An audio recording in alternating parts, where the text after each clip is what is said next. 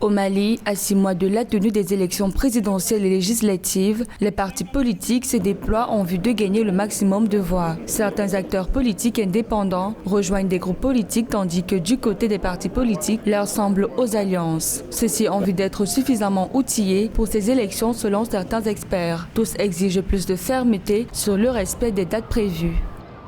À l'approche du mois fatidique de février 2022, qui consacre la fin de la transition politique au Mali, évidemment, nous assistons à des rencontres et des multiplications des déclarations des partis politiques par rapport au respect de l'échéance en tant que telle.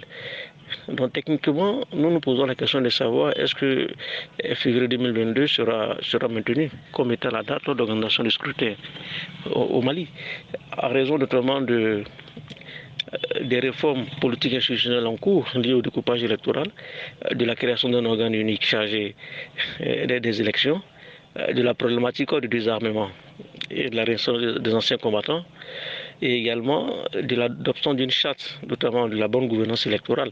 Donc voilà autant de questions qui font que techniquement, février 2022 peut ne pas être tenable. Suite à la destitution de l'ancien président du Mali, Ibrahim Boubacar Keïta, le 18 août 2020, le pays n'a cessé d'être confronté à de nombreuses crises sociopolitiques avec notamment la prise du pouvoir du colonel Assimi Goïta, venu en remplacement du président de la transition, Ba Ndao. Avec les élections prévues pour le 22 février prochain, les populations espèrent un retour à l'ordre avec un civil à la tête du pays. De plus en plus, certains Maliens pensent qu'il faut donner le temps à cette transition politique de pouvoir faire le toilettage, les réformes politiques institutionnelles, en ce qui concerne également des élections contestables, crédibles, pour que nous puissions éviter de revenir toujours à la case de départ. Il est important aujourd'hui pour la CEDEAO de continuer à maintenir la pression. Nous assistons et relâchons la pression de la communauté internationale. Les visiteurs du médiateur Goulou Jonathan se font de plus en plus rares au Mali.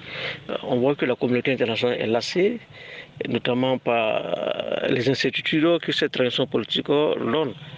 D'autant plus que le coup de force perpétré tout récemment avec le dépôt de Bandao et également de son prime Brice Moktawan, cette communauté internationale est restée tout à fait moins ferme en tant que telle. Dans le registre des entités politiques qui se préparent pour ces élections figure l'ancien premier ministre malien Boubou Cissé, l'homme d'affaires Mamadou Seydou Koulibaly et bien d'autres dans le pays selon certains observateurs. Pour l'ancien premier ministre Boubei Maïga, le salut du pays à l'heure actuelle dépendra du respect de la durée prévue pour la transition.